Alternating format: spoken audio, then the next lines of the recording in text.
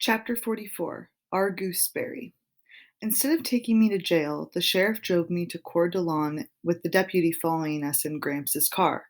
The sheriff gave me a lengthy and severe lecture about driving without a license, and he made me promise that I would not drive again until I was 16. Not even on Gramps' farm? I said. He looked straight ahead at the road. I suppose people are going to do whatever they want on their own farms, he said, as long as they have a lot of room to maneuver, and as long as they are not endangering the lives of any other persons or animals. But I'm not saying you ought to. I'm not giving you permission or anything. I asked him to tell me about the bus accident. I asked him if he had been there that night and if he had seen anyone brought out of the bus. He said, "You don't want to know all that. A person shouldn't have to think about those things. Did you see my mother?" "I saw a lot of people, Salamanca, and maybe I saw your mother, and maybe I didn't. But I'm sorry to say that if I did see her, I didn't know it. I remember your father coming to the station. I do remember that, but I wasn't there when. Did you see Mrs. Cadaver?" I said. How do you know about Mrs. Cadaver?" he said. I of course I saw Mrs. Cadaver. Everyone saw Mrs. Cadaver.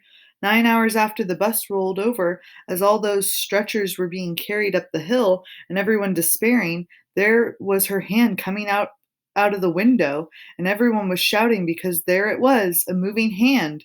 He glanced at me. "I wish it had been your mother's hand." "Mrs. Cadaver was sitting next to my mother," I said. "Oh." They were strangers to each other when they got on that bus, but by the time they got off 6 days later, they were friends. My mother told Mrs. Cadaver all about me and my father and our farm in Bybanks. She told Mrs. Cadaver about the fields and the blackberries and Moody Blue and the chickens and the singing tree. I think that if she told Mrs. Cadaver all that, then my mother must have been missing us. Don't you think? "I'm sure of it," the sheriff said. "And how do you know all this?" So I explained to him how Mrs. Cadaver had told me all this on the day Phoebe's mother returned. Mrs. Cadaver told me about how my father visited her in the hospital in Lewiston after he had buried my mother. He came to see the only survivor from the bus crash, and when he learned that Mrs. Cadaver had been sitting next to my mother, they started talking about her. They talked for 6 hours.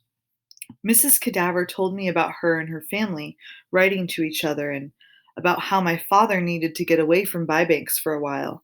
I asked Mrs. Cadaver why my father hadn't told me how he met her, and she said he had tried, but I didn't want to hear it, and I didn't want to, and he didn't want to upset me.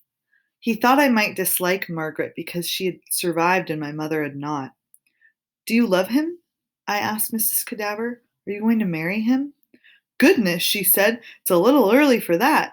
He is holding on to me because I was with your mother and I held her hand in her last moments. Your father isn't ready to love anyone else yet. Your mother was one of a kind." That's true, she was. And even though Mrs. Cadaver had told me all this and had told me how she had been with my mother in her last minutes, I still did not believe that my mother was actually dead. I still thought that there might have been a mistake. I don't know what I had hoped to find in Lewiston.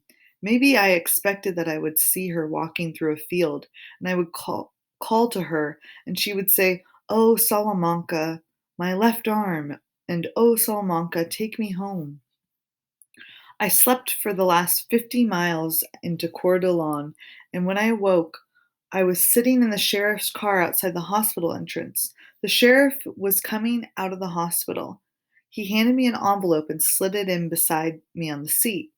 In the envelope was a note from Gramps, giving the name of the motel he was staying at. Beneath that, he had written, "I am sorry to say that our gooseberry died at 3 o'clock this morning." Gramps was sitting on the side of the bed in the motel, talking on the telephone. When he saw me and the sheriff at the door, he put the phone down and hugged me to him. The sheriff told Gramps how sorry he was and that he didn't think it was time or place to give anybody a lecture about underage granddaughters driving down a mountainside in the middle of the night.